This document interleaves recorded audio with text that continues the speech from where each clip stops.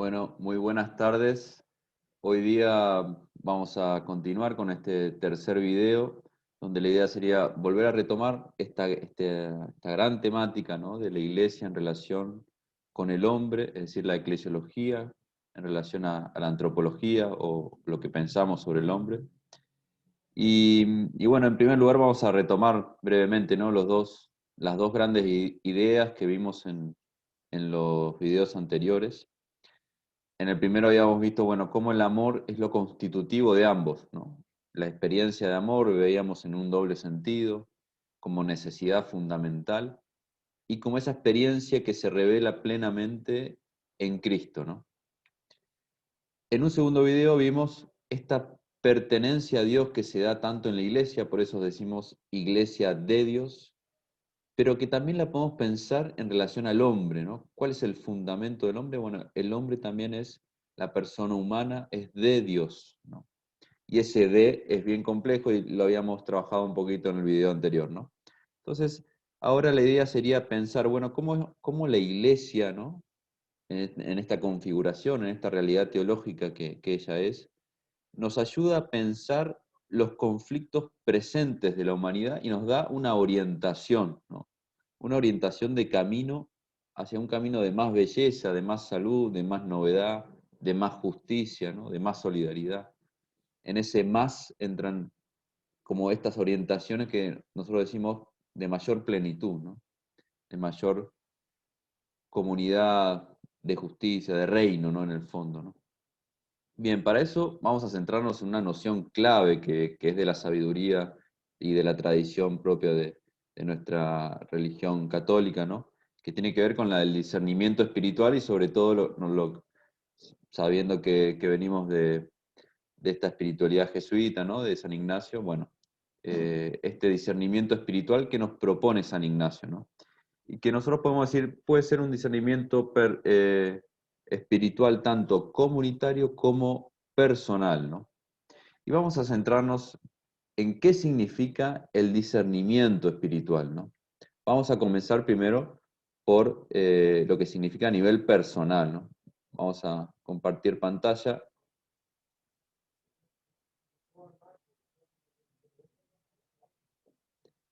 Aquí está, lo voy a poner en grande. Bien. Para pensar el discernimiento, yo les propongo en esta ficha, en esta lámina, la siguiente pregunta, ¿no?, que dice como pregunta fundamental: ¿qué hago con lo que me pasa?, ¿no?, dice la pregunta, ¿no?, y está subrayado, ¿no?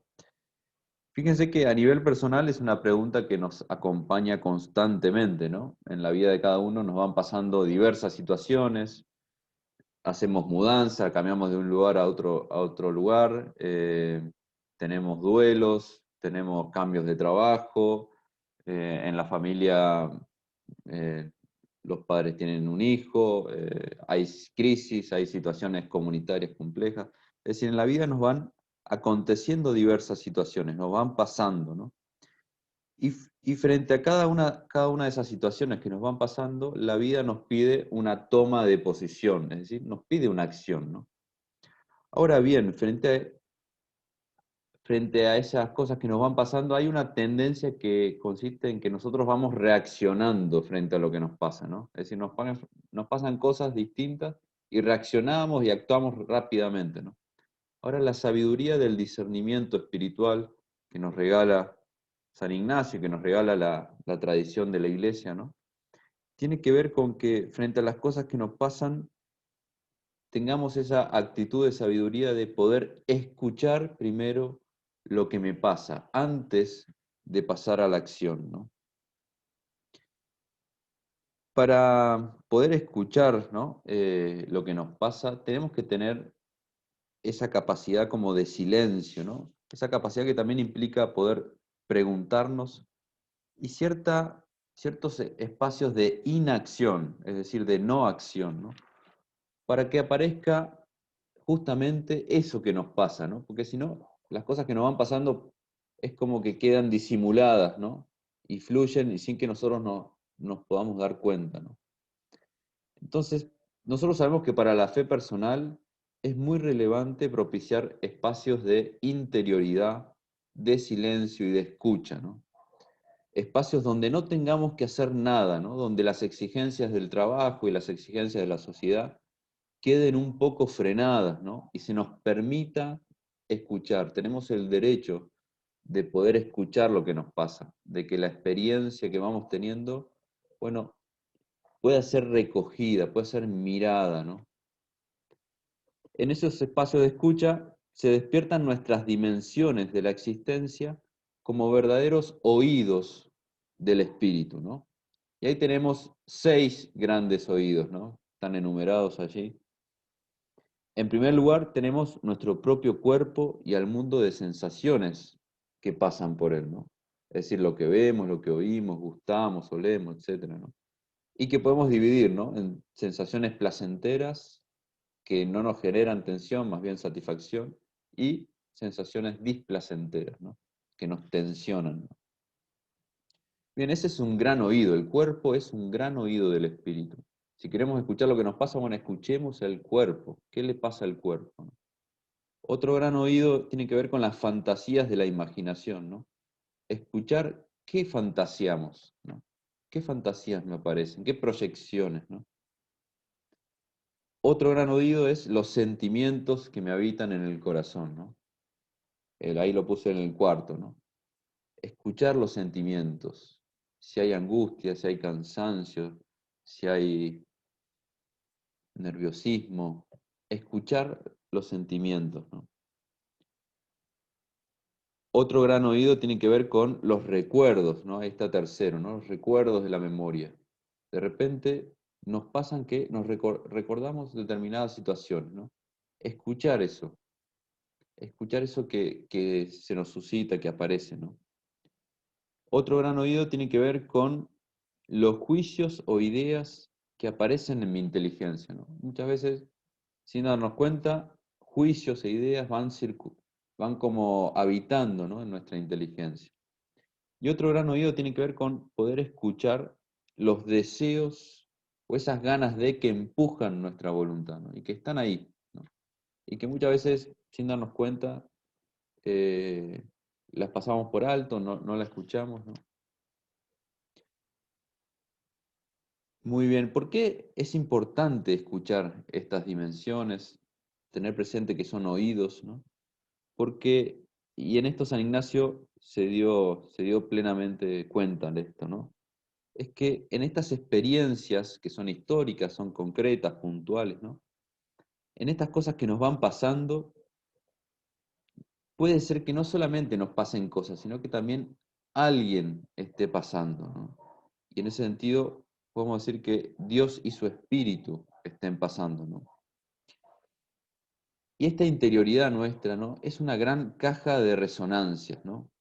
Algo pasa y todo mi ser resuena de una manera, ¿no? Podemos decir, Dios y su Espíritu nos hablan en la experiencia cotidiana y mi ser resuena de una manera, mis juicios, mis sentimientos, mis recuerdos, ¿no? Resuena todo mi ser de una manera, ¿no? Y también en esto San Ignacio es muy audaz, ¿no? Porque también cuando las cosas que nos destruyen, o como él llama el mal espíritu, pasa, ¿no? En nuestra comunidad, pasa en torno mío, ¿no? También mi ser resuena de otra determinada manera, ¿no? Es decir, mis juicios, mis sentimientos, ¿no? Y él dice, bueno, cuando lo que nos destruye pasa cerca nuestro, ¿no? Y nos invade, el ser resuena oscureciéndose, experimentando a veces mucho placer, pero después mucha sequedad, mucho vacío, muchos nervios, mucha falta de esperanza, falta de paz, falta de caridad, ¿no? Entonces, por eso es importante percatarse, bueno, ¿cómo está resonando mi ser en determinada situación? ¿O cómo resuena en otras situaciones? Y mi ser en estas dimensiones distintas, ¿no? En mi cuerpo, en mis fantasías, mis sentimientos, ¿no? Pero para todo eso tenemos que tener instancias de interioridad y de freno, ¿no? ¿Por qué? Porque en la medida en que escuchamos nuestras dimensiones, ¿no? En la medida en que tenemos espacio de interioridad, en esa medida vamos encontrándole la pista a Dios que pasa en nuestra experiencia histórica concreta, ¿no? Por eso es importante esto del discernimiento, ¿no? Poder escuchar, ¿no? Ahora el discernimiento nosotros vamos a ver que tiene grados crecientes de aspectos comunitarios, ¿no? Y en eso la espiritualidad ignaciana también nos ayuda. Por ejemplo, ¿no? Un aspecto comunitario en el discernimiento espiritual tiene que ver con el acompañamiento espiritual. Es decir, San Ignacio piensa, ¿no? Cuando la persona hace ejercicios espirituales, esa experiencia de oración profunda, ¿no? Necesita tener alguien, un otro, con el que confrontar la experiencia. No para que esa persona le diga para dónde tiene que ir o qué decisiones tiene que tomar, sino para generar una instancia de conversación, es decir, de escucha y de palabra, que permita al sujeto, ¿no? Darse cuenta y ahondar en su escucha de lo que le está pasando y las diversas invitaciones vitales que va teniendo, ¿no? Entonces, alguien, un otro, para generar un espacio de conversación, ¿no? Ahora, esto que se da entre dos personas, uno puede decir, también a nivel comunitario puede suceder esto, ¿no? Tenemos que reformular la pregunta, ya no es solamente, bueno, qué hago con lo que me pasa? Sino que ahora nos podemos preguntar en sentido comunitario, ¿qué hacemos nosotros con aquello que nos pasa, ¿no? Y entonces ahora es la comunidad, el sujeto, que tiene que escuchar lo que le está pasando, ¿no? Y la comunidad en sus diversos ámbitos, ¿no? En sus diversos grupos, por ejemplo, ¿no? Nosotros pensamos en la iglesia y están los laicos, los religiosos, las religiosas, ¿no? Podemos pensar la gente de buena voluntad, ¿no? Los que están haciendo catequesis, no sé.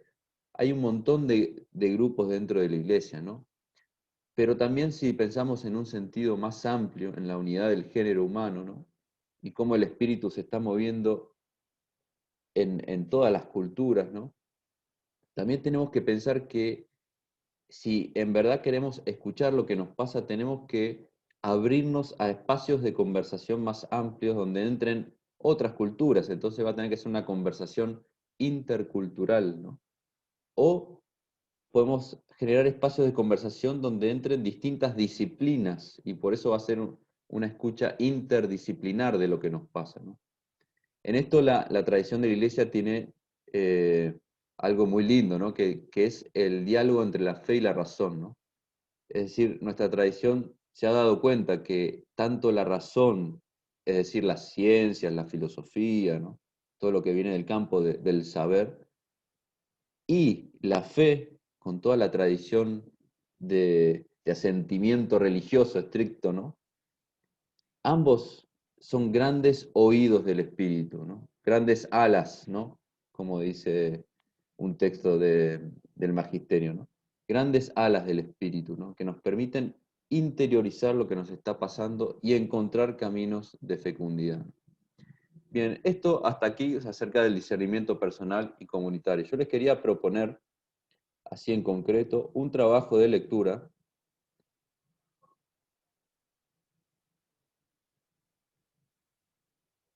sobre todo a partir de la encíclica Laudato Si, que justamente es un ejemplo de cómo se puede llevar a cabo un discernimiento comunitario interdisciplinar que involucre a la ciencia, involucre la tradición propia de la fe, ¿no? Entonces es un ejemplo, ¿no? Leer Laudato Si es un ejemplo de interdisciplinariedad, interculturalidad también, ¿no? Les propongo entonces, ¿no? Uno, leer el capítulo sexto de Laudato Si, el subcapítulo 6, que se llama Signos sacramentales y descanso celebrativo. Entonces, leerlo tranquilos, ¿no? Un segundo punto es, ¿cuál es la diferencia entre una mirada científica de la naturaleza y una mirada de fe? ¿Por qué es que para esta encíclica ambas son necesarias, ¿no? Entonces, hacernos la pregunta, ¿no? ¿Cuál es la diferencia y por qué ambas son necesarias? Y tres, ¿para qué otras temáticas actuales, ¿no? Acá ya abrimos al debate, ¿no? ¿Crees que puede ayudar una mirada interdisciplinar, ¿no? Muy bien, hasta acá les dejo. y les mando un saludo. Muchas gracias por haber compartido esta tanda de videos y que estén bien. Hasta luego.